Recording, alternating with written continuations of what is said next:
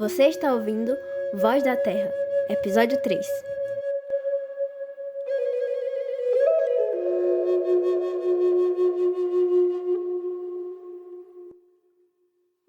Antes dessa terra se chamar Brasil, ela era conhecida como Pindorama, que significa Terra das Palmeiras. Muito antes de qualquer bandeira ser erguida ou mapa ser desenhado, já existiam povos que chamavam esse lugar de casa. Povos que cuidavam da natureza, que entendiam o tempo das chuvas, que sabiam conviver com a floresta, com os rios e com os animais. Eles eram os guardiões da terra e não viam a natureza como algo separado deles. Pindorama era mais que um território, era um modo de existir em equilíbrio. É lembrando dessa história e desses primeiros cuidadores que a gente abre o último capítulo do nosso podcast.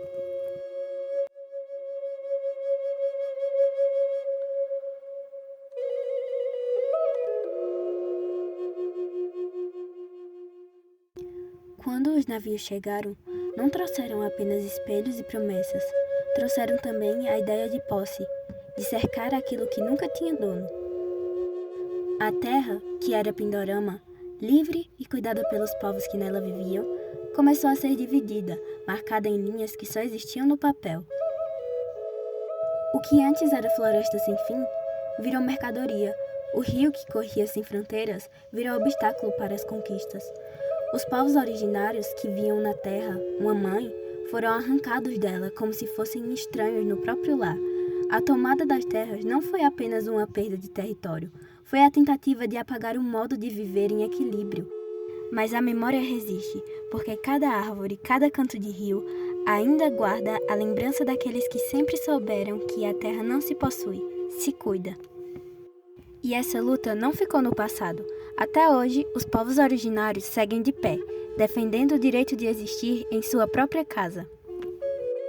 A demarcação de terras não é um capricho, é a continuidade de uma história que começou muito antes do nome Brasil. Cada território defendido é também a defesa da floresta, da água e do ar que todos respiramos. A demarcação das terras indígenas não é uma luta só dos povos originários. Ela é, na verdade, uma luta por todos nós, porque quando o território é protegido, não é apenas a cultura que resiste. É a floresta que continua em pé, é o rio que segue limpo, é o clima que se mantém mais estável. Cada terra demarcada é um espaço do planeta que respira. E esse ar chega até a gente, que vive nas cidades, nos interiores, em qualquer canto do país. A proteção das terras indígenas não é um favor, é a garantia de um futuro. Sem elas, o desmatamento avança, a água desaparece, o calor aumenta. Com elas, a vida se mantém. Então, entender a importância da demarcação é perceber que não existe separação. O que protege os povos indígenas protege também a humanidade inteira. Essa luta também ganhou espaço nas leis. A Constituição de 1988 reconheceu aquilo que os povos originários sempre souberam.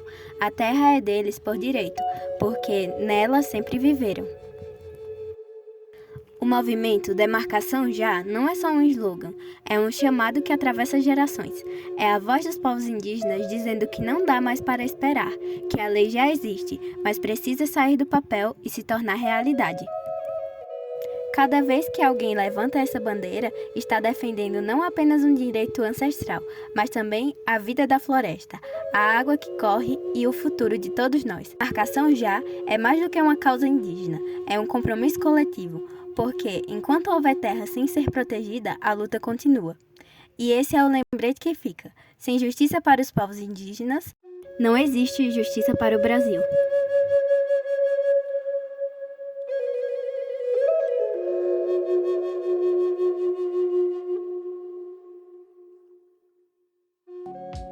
E para articular a nossa última pauta do podcast, temos uma pergunta a fazer. Você sabe o que é justiça climática? Se a resposta for não, calma aí que eu já te explico. Primeiro, vamos falar sobre mudanças climáticas. Você já deve ter percebido que o clima tem ficado cada vez mais maluco.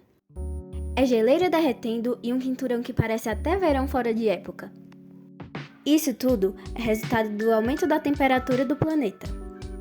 Mas você sabia que, apesar das mudanças climáticas serem uma realidade para todos, nem todos são afetados da mesma forma? Isso mesmo, quem vive em regiões mais vulneráveis, como comunidades ribeirinhas, quilombolas e indígenas, acaba sofrendo muito mais com secas, enchentes e até falta de acesso de recursos básicos. Enquanto isso, grandes centros urbanos, mesmo enfrentando calorão e enchentes, ainda têm mais estrutura para se proteger.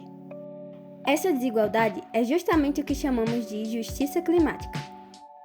Entender que a crise climática não pesa igual para todo mundo e que as soluções precisam considerar quem já está na linha de frente desses problemas. E assim a gente chega ao fim desse episódio e também de toda a nossa série de reflexões. Ao longo dessa caminhada, a gente falou sobre a importância da demarcação das terras indígenas, lembrando que proteger esses territórios também é proteger as florestas. Discutimos o mercado de carbono e como ele pode ser tanto uma saída quanto um risco. Falamos também da reciclagem e dos seus limites e dos caminhos que vão além dela, como reduzir e repensar nosso consumo. E hoje mergulhamos na ideia de justiça climática. O que fica é a certeza de que todas essas questões estão conectadas. O meio ambiente não é um tema isolado, ele atravessa a política, a economia, a cultura e principalmente a vida de cada um de nós. Se existe um fio que amarra tudo isso, é a urgência de agir, mas agir de forma consciente, crítica e solidária. Espero que esses 3 episódios tenham despertado em você a vontade de olhar mais de perto para esses temas, de questionar, de pesquisar e, quem sabe, de transformar sua própria forma de se relacionar com o planeta. Porque, no fim das contas, cuidar da Terra é também cuidar de nós mesmos. O Voz da Terra agradece a escuta de todos vocês. Ficamos por aqui e até a próxima!